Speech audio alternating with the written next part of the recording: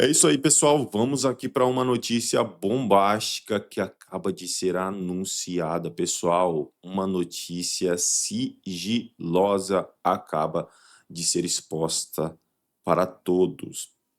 Peço a vocês que acompanhem este vídeo até o final, é muito importante, pessoal. Não vai tomar muito seu tempo e você vai sair daqui muito bem informado.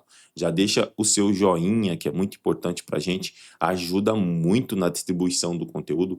Clique no botãozinho de hypar também aí embaixo, pessoal, que isso ajuda o YouTube a entender que a notícia é relevante e entrega para mais pessoas este conteúdo aqui.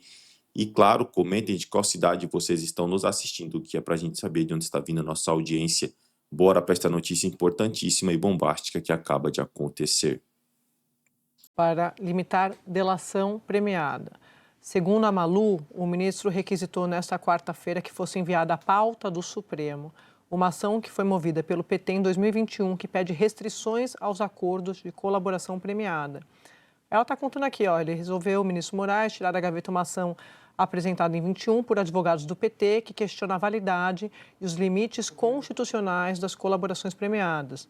Na segunda-feira, ele pediu a inclusão na pauta de uma ação movida pelos advogados do PT, o Lênio Streck, André Trindade e Fabiano Santos, que foi presidente dos Correios nesse terceiro mandato do governo Lula.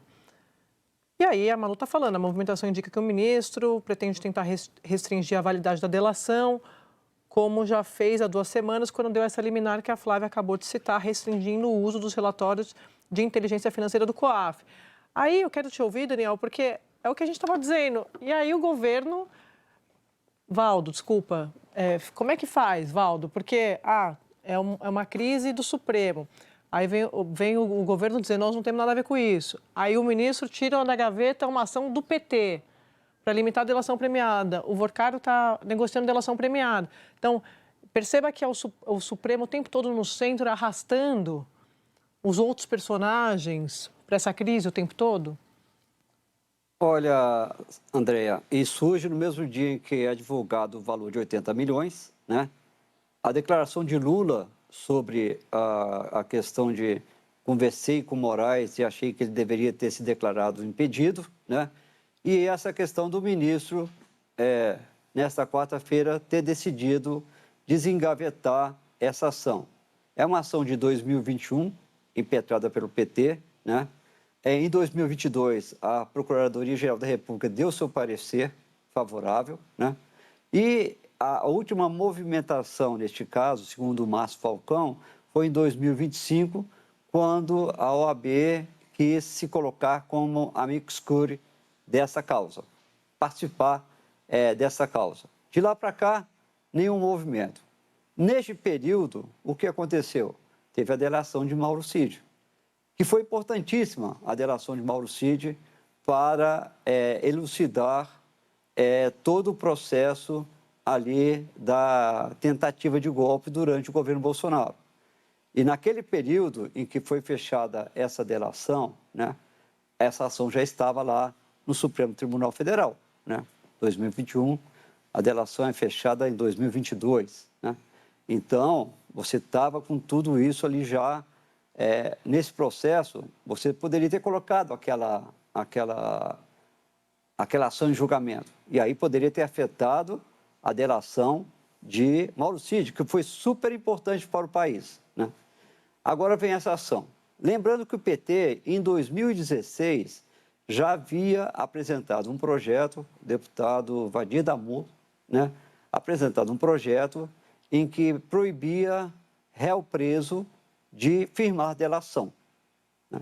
Não foi votado, era no âmbito da Lava Jato, o PT estava acuado, não conseguiu votar, não conseguiria de forma alguma. Depois o Centrão ressuscitou esse projeto quando viu que o chumbo passou a ser contra eles. O Centrão tentou, não conseguiu. E aí, em 2021, os advogados do PT decidem, então, entrar, já que isso não foi aprovado no Congresso, decidem entrar no Supremo. E tem um ponto desta ação, André, que fala que uma prisão, um réu com uma prisão manifestamente ilegal, acho que o termo é esse, que é ilegal, irregular, esse réu não pode fazer delação. Se ele fizer, nessas circunstâncias, toda delação é ilegal e todas as provas recolhidas a partir daquela delação também são consideradas nulas, né? Isso está nessa ação, né? Vorcaro está preso, mas não está preso ilegalmente. Uma prisão que foi confirmada por uma turma do Supremo, né? Por que, então, desengavetar isso neste momento em que Daniel Vorcaro está negociando uma delação? É o tempo correto para você colocar isso em votação?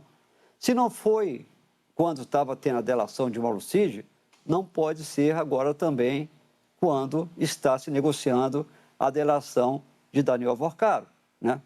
Eu acho que você tem que... Não pode ter diferença aí nessas questões. É algo delicado, tudo misturado hoje, André, dá para ter noção de como está o clima no Supremo. 80 milhões, Lula falando sobre... pediu para Moraes se declarar impedido e essa decisão de desengavetar uma ação sobre delação, para tentar colocar limites em delação, que já foram importantes. Algumas falharam, e isso tem que ser criticado. Outras serviram e muito para o país. A CCJ do Senado aprovou agora há pouco a proposta que acaba com a aposentadoria compulsória como punição para juízes, integrantes do MP e militares em caso de crimes. O texto agora vai seguir para a análise do plenário. A Elisa Claveri vai explicar tudo para a gente. Oi, Elisa, boa tarde para você.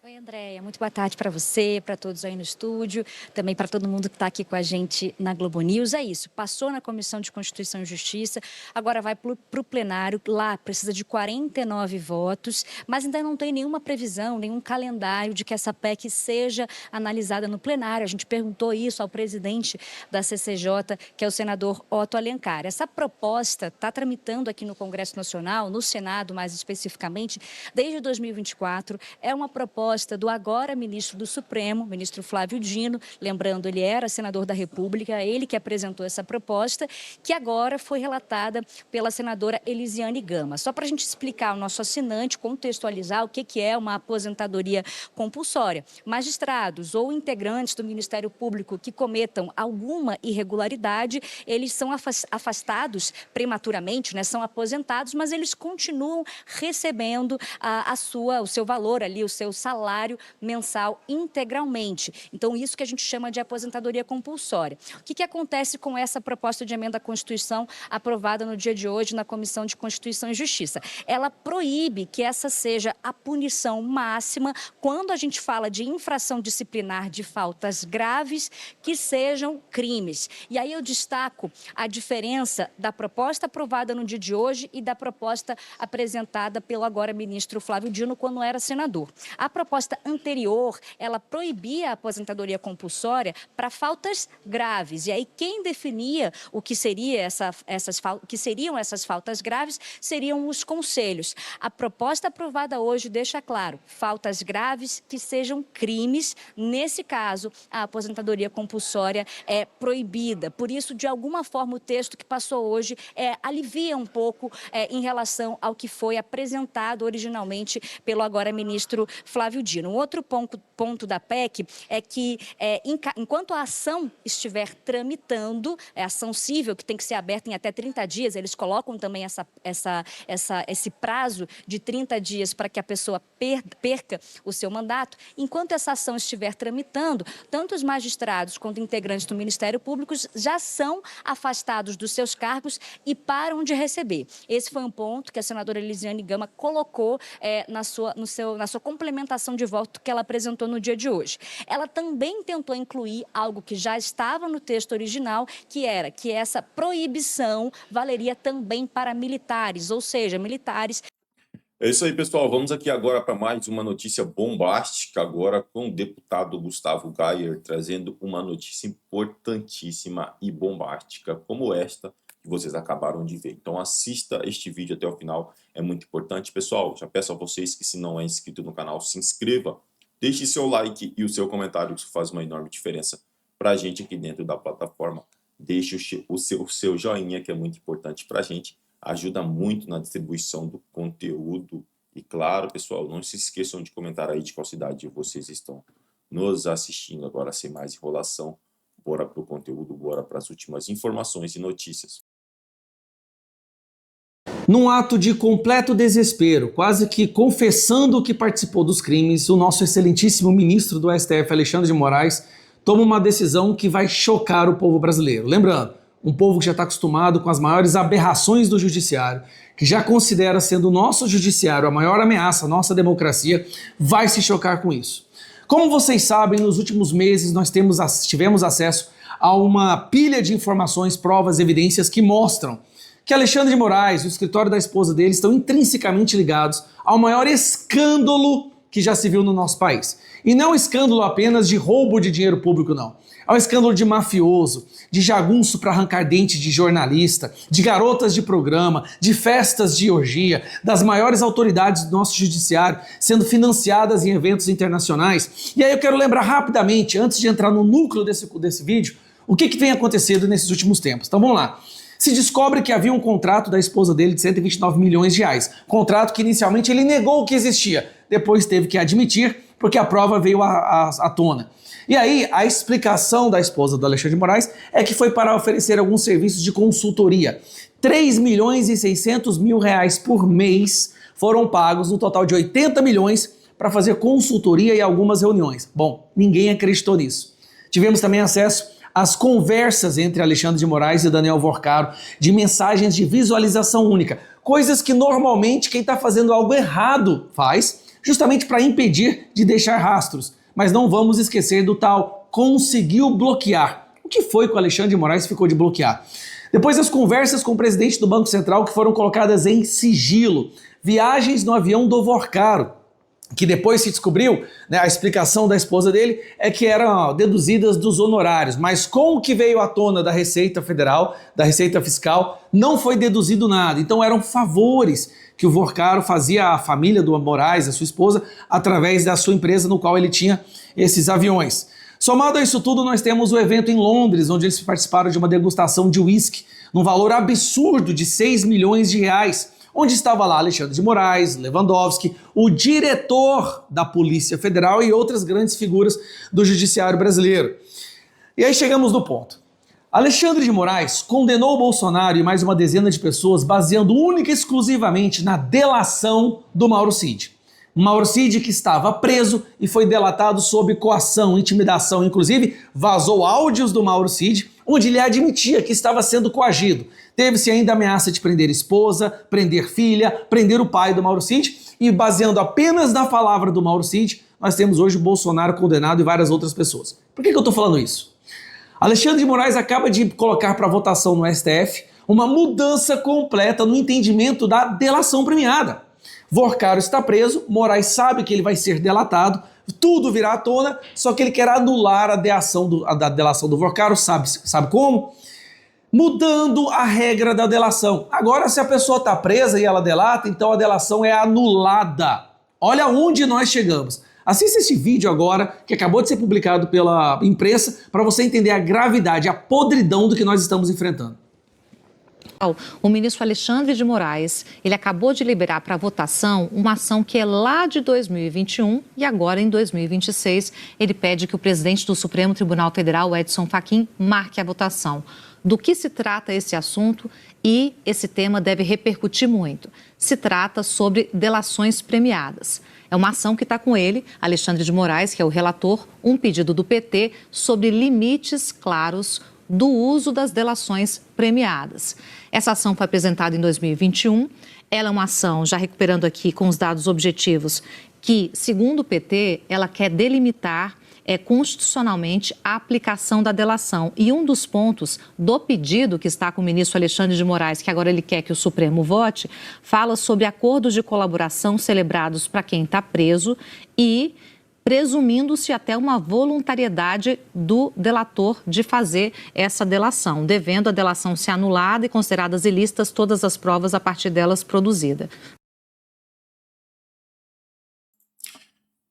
Pessoal, se isso não é o suficiente, né, para colocar ali o ministro como culpado, eu não sei mais o que é crime, o que é se denominar culpado aqui por um crime no Brasil. Ou seja, ele está fazendo de tudo para sabotar uma delação.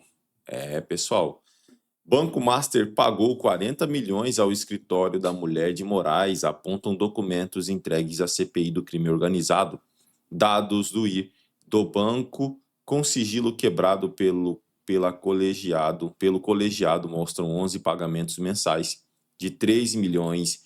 Escritório nega informações e não informa detalhes do montante.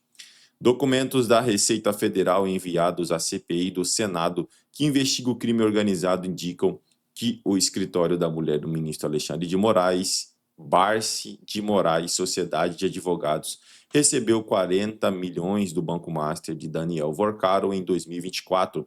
Os pagamentos aparecem em uma declaração de imposto de renda do banco, que teve seu sigilo fiscal quebrado na CPI do crime organizado. 40 milhões em 11 meses. Os dados da Receita mostram que o banco declarou 11 pagamentos mensais de 3 milhões ao escritório em 2024, totalizando 40 milhões. O contrato do Master com o escritório Barsi de Moraes foi assinado em 2024 e previa o pagamento mensal de 3,5 milhões, num total de 129 milhões em 3 anos, segundo informações divulgadas pelo jornal O Globo. O relator da CPI, senador Alessandro Vieira, anunciou os dados durante sessão plenária no Senado na terça-feira e afirmou que a Receita Federal havia enviado dados incompletos sobre o banco na primeira remessa. Mesmo com a quebra de sigilo aprovada pela CPI e não suspensa pela Justiça, a Receita Federal mandou os dados incompletos. Foi preciso solicitar a reiteração para que chegasse a dado bancário que comprova o recebimento e a dedução de impostos pelo escritório da doutora Viviane Barsi. Só em um ano, 40 milhões recebidos contra a prestação de serviço. A própria doutora Viviane já publicizou. Não que justifique esse valor, disse o senador. Procurado, a Barsi de Moraes disse que não confirma essas informações incorretas e vazadas ilicitamente, lembrando que todos os dados fiscais são sigilosos. O escritório não quis informar qual seria o valor correto dos pagamentos. Moraes foi procurado, mas não se manifestou até a publicação deste texto. Em nota anterior, o escritório havia afirmado que realizou 94 reuniões de trabalho ao longo dos 22 meses de contrato e produziu 36 pareceres e opiniões legais sobre compliance, regulação, questões trabalhistas e previdenciárias. Isso equivale a aproximadamente 4,27 reuniões e 1,63 parecer por mês, ao custo 3 milhões mensais. O escritório afirmou ainda que nunca conduziu nenhuma causa para o Master no âmbito do STF. Pessoal, o cerco está se fechando. Já peço a vocês que, se não é inscrito no canal, se inscreva, deixe seu like e o seu comentário. Valeu!